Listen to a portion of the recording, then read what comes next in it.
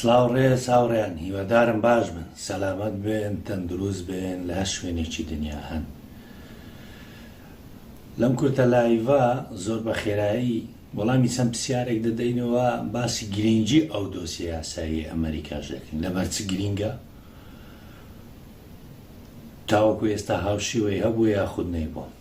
هاوڕێیان زۆر جار گوێبیستی ئەوەی دەبین لەولا ینی کۆمەڵە خەڵکانێک هەن بەڕاستی نەبوێری ئەوەیان هەیە خۆیان لەو شێوازە کارکردنە بدەن، نەدەتوانن بەو شێوازە کار بکەن لە پەناوەی کە ناوێنە جۆرە شێوازە کارانە بکەن، ترسیان هەیە، دەترسێن لە پێناوەوەی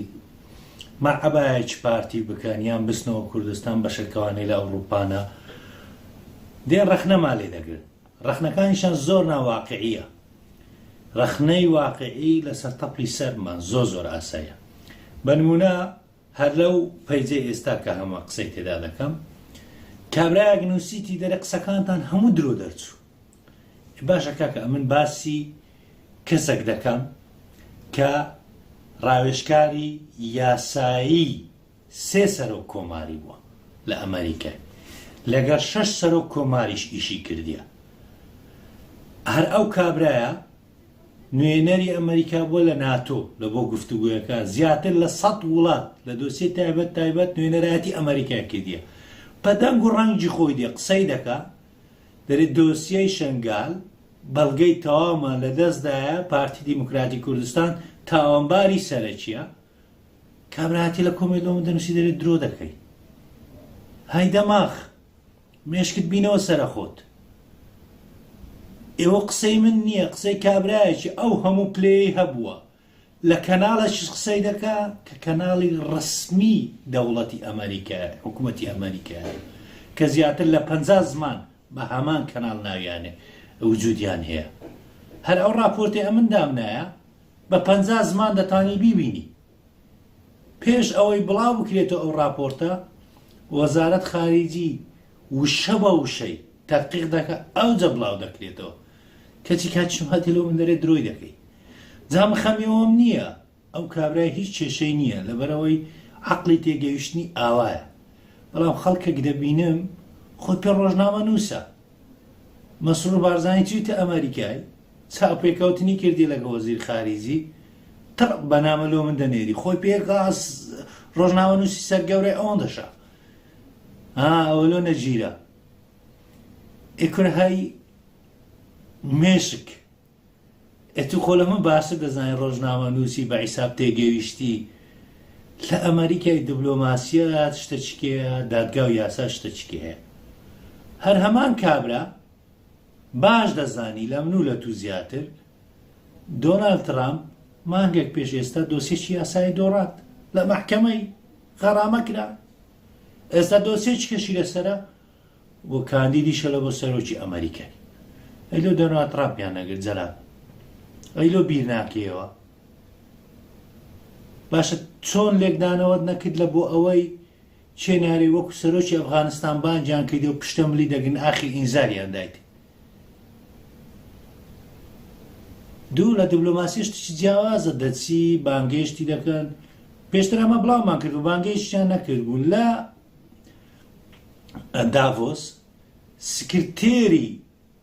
وەزیر خارجەی دیتیە داوای لێکردی چاوپێکەوتنەشی لۆ ڕێکبێخ. چاوپێکەوتنەکە 10 دەقە بووە و هیچ کەناڵە قسەی دەکەم لە مێشکتان بیها، هیچ کەناڵەکی ڕاگەیاندن نەیتوانیوە بستە ژوورێ بە کەناڵەکانی ئەمریکاش، تەنها بە خۆیان بەسییان کردی، ئەوان لە بەسەکەیان وەگرتیە.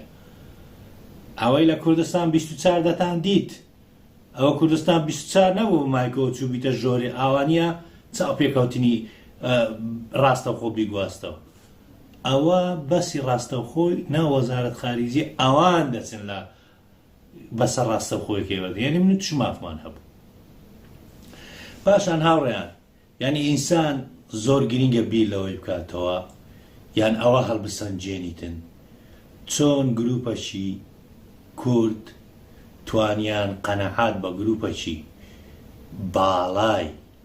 سیاسی لە ئەمریکا لە کابینەکانی پێشتر ئێستاش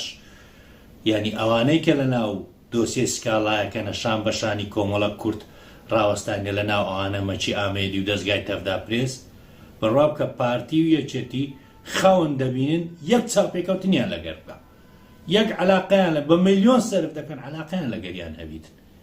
کەچی ئەوان هاتینە لەگەر کۆمەڵە خەڵک کە ئۆپۆزیسیۆنی ڕاستەقینەی ئەو دەسەڵاتەینە لە تەنیشتیان دەڕۆن هاوکاریان دەبن بەگەریان دەکەون دەچن دۆسێکی 327 لاپەڕەیی پڕ لە بەڵگە دژی ئەو دەسەڵاتە چەتەی کوردایەتی کە بنە ماڵی بارزانی ڕەقەمیەکیانە دەدەنە دادگا لە چ دادگایەکیش دادگای هیچ وڵایەتێکی ئەمریکای نا دادگای فیدرالی ئەمریکا لەبەر چ ئەوە گرینگە ئەو جملەیە دادگای فیدرالی ئەمریکا لەبەرەوەی ئەمریکا یاسایەکیەیە ئەگەر لە دادگای ویلایەتەکان شکایەتت بکردبایە هەموو ئەوانەی کە هەڵگەری گرین کارت نینە جنسی ئەمریکینە بە ئاسانی تیان دەتەقان هەر جوابیشیان نەدا بەڵام کە دەچێتە دادگای فیدرالی واشنتۆن نەزانی مانای چییە مانای ئەوەیە هەر کەسێک تۆمەتەکانی بەسەردا ساغ وەک تۆ لە دادگای حکومەتی ئەمریکی ملزەمە بۆی لە ئەفتە بەقەی ئاسمانی ببینتە بەردەم یاسای دوو هاوڕێیان ینی ئەوەی لە ناو دۆسیەکەیدایە 327 لاپەڕە هیچ دەستگایە چڕاگادێن هیچ ئەوانەی کە ئینسان ئەگەم بۆیە ڕەخنە لە یەکەکی بگرم بەڕاستی دەچم کونیە و منیر دێنمێت ئەگەر دەتوێت ڕەخنە لە دۆسیەی دادگایی ینی فێریشتان دەکەین هاوڕێیان ئەوانەی کە ڕەخنە دەگرم فێریشیان دەکەن ڕێگاشیان پێن بڕۆن دۆسیەکەی جوان بخینەوە کون و کەلەبەرەکانی ببین و ئەو جەوەرندە ڕەخنەی لێ بگرن 327 لاپەڕەیە پاشە ئەگەر بەڵگە لەبەردەست نەبی بەڵگەی موقنع نەبیتن چۆن ساڵ و نیوێک ئەو هەموو خەڵکە ئیش دەکە هەر ئەو کابرایە کە چاپێکەوتنی لە دەنجی ئەمریکا کردیە دوسێ جار هاتە ئەوروپای چوویتە کوردستان خەڵکی دیتیە زانیاری لێ وەگرێتین چاوپێکەوتنی لەگەر کردینە ئێ کابرا دڵنیا نەبی 100% چۆ شتێکی وارەکە یعنی نەک 100% دڵنیا چکە لە دادگای هیچ شتێک دڵنیایی نییە ئینسان خۆی هەڵ نەخاڵەتێنی بەڵام ئەگەر بەڵگەی ڕوونی لەبەردەست نەبی کە براوە دەبی لە دادگایەکە چۆن دەستە شەڕێک کە بە دۆڕاو دابدرێت دوو بەڵگەکان ئەوەندە زۆرن پاشان هاوڕێیان ینی بڕۆن جێ لە دەنجی ئەمریکا بگرن کە کەناڵی فەرمی حکوومەتی ئەمریکایە کابرا لەوێن دەرلی دەپرسن بەڵگەکانتان لە چێ هینە حکوومەتی ئەمریکا پێداینە ببین ئەو جملەیە زۆر گرینگە حکوومەتی ئەمریکا پێداینە وەزارەتی بەرگری پێداینە وەزارەتی خەزێنەی ئەمریکا پێداینە ئەوە زۆر گرینگە هۆملاند پێداینە ئەوانەی کە نازان هۆملاند چیە با بچن لە گۆگل و گەڕنزان هۆملاند مانای چییە ئەو جە تێدەگەن هۆملاند لە ئەمریکای مانای چییە پاشان دێتن دەرێ لە کوردستانیش خەڵک بەمەیدایە خەڵکی سیاسی باڵا ئەمە زۆر جار هەر لە کەناڵی تەلەگرامەکەم لە پەیجەکانی دیکەم تەمەنە ئەو پەیجەم تازە وەرگرتەوە ماوەک بوو دامان خست بوو لە ترسی ڕیپۆرتی پێشتر 6 مانگ هەر بە یەک جاری نەمابوو دواتر وەرمان گرتەوە کۆمەڵک ڕیپۆرتیان لەسەر یەکتر لێداین دووبارە دامان خستبەوە ینی شاردبوومانەوە نەک دامان خستە بوو لەوەی ڕیپۆرت کە لێ نەدرێت دەستمان نەڕا هەموو ئەرشیفی مەلێرەیە لە پەیجەکانی کەم شتەکانم بڵاو گرتەوە بڕۆن تەلیگرامەکەی ببینن هەمیشە پرسیاری ئەوەن ڕێمان لە بۆ پارتی و مەسعود بارزانیش دادنا بڕۆ بپرسە لەبەر چ نێچیروان بارزانی ناوی تێدا نییە برایەکانی ناویان تێدا نییە لەبەر چ فازڵ میرانی ناوی تێدا نییە ئەگەم زەینە دەبڕۆن لەوان بپرسن یان هەر ئەوانەش لێگەڕێکا کە بڕۆ لە کوڕەکەت بپرسە مەنسوور لێ مەنسوور ئەفەندیلو ناویتی تێدا نییە ئەو دەمای تێدەگەی بە هەر حاڵ ناچمە ناو ئەو وردەکاریە بەگشتی هاوڕێیان ئەوەی کە لە ئەمریکا کرایە پێشتریش ئەو جملەیان بەکارینە ئێستاش دووبارەی دەکەمەوە بڕواتانەوی دۆسیەی دادگایی سەدەیە دژی ئەو دەسەڵاتە چەتە کوردایەتی کە لە باشووری کوردستان 30 ساڵ زیاترە هەزارانی وەکومنی دەربەدەر کردی خەون دەبینی بستەوە وڵاتەکەی خۆی هەزارانی وەکو من لەو ئەوروپای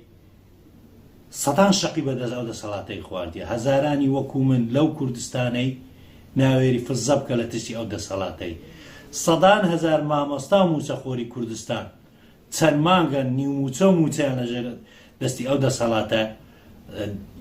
چەتەی کوردایەتیە لێیان خواردینە هەمیان هینایە لە بانقەکانی ئەمریکا و ئەوروپا دایانایە ئەمە هاتینە ئەو دزیان دەبڕین دەجاتی بێ پشتگیری مامکە دێتن دەچێ بە قسەکانی پارتی و پاراستن باوەڕ دەکا دێ دۆسیێکی ئاوا گرین کە لە مێژووی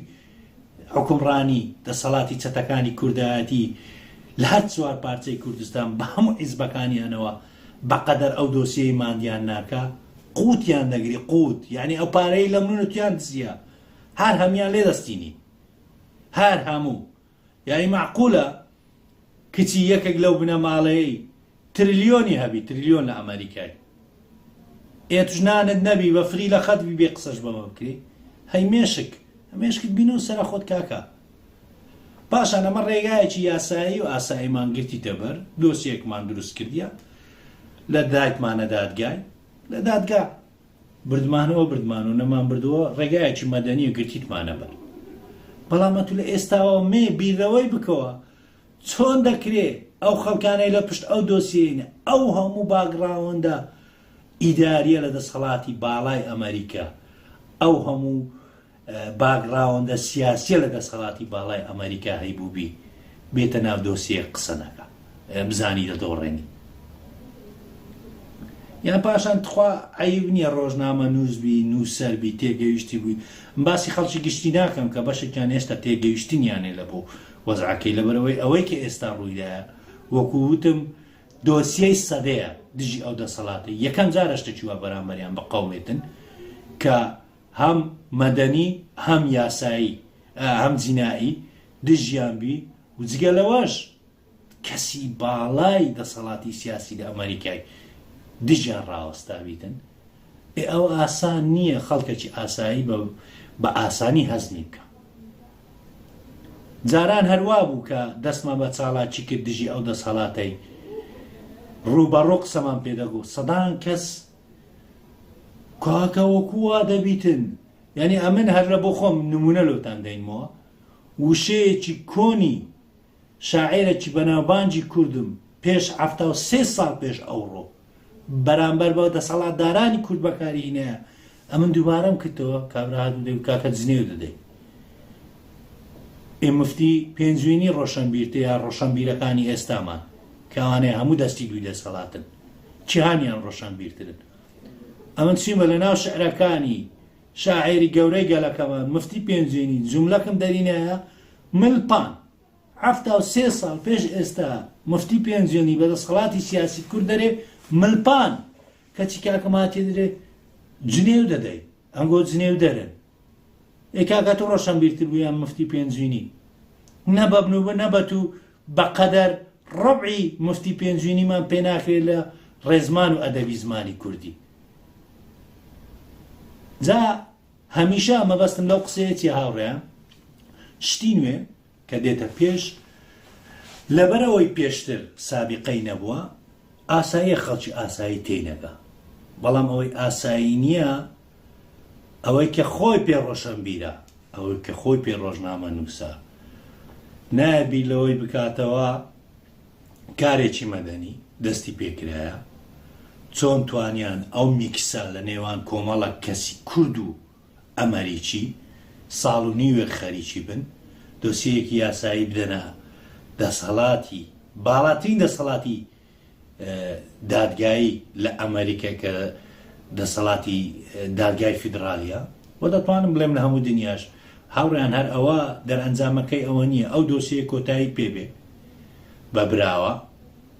ئەوانە قڕیان بەسەر دەبی ینی ئەمنەوە توی هاوڵاتی ئەمن لە بەلجیکای دەژیمە تو لەوەر وڵاتەچکەی ئەوروپی بڕۆ کۆپیەکی لەو یا سزادانەیەوە گرە بڕۆ لە دادگای شکایەتیان لێ بکە لە وڵاتەکەی خۆت هەرچی بن بەڕێیان لۆ دەینێ سەر بەڕێ ئەوە دەبتە سەرەتایەک کە سەرەتای کۆتایی هاتنی ئیمپراتۆریەتی مادی ئەو دەسەڵاتەی بیت لۆ نای باسی ئەوەی بکەی لۆ دەی پاساو لە بۆ ئەو دەسەڵاتە دیکتاتۆری دەین پاشان ینی وەرە ببینە چوونەشکا لە دزی فوزیەکانی گۆکرایە کۆمەڵە خەڵک بێکەوە کۆبوونێتەوە دەیانێ ئەو دەسەڵاتە ئیمپراتۆریەتیان نەمینێتین کە لە ڕووی دارایی دروستیان کردیە سەرەڕای ئەو هەموو تاوانە جیناییە لۆنای پشتگیری بکەیت لۆنای هەڵبەسەنجێنی برێ کۆمەڵی کورد لەگەر کۆمەڵێک ئەوروپی بەرامبەر بە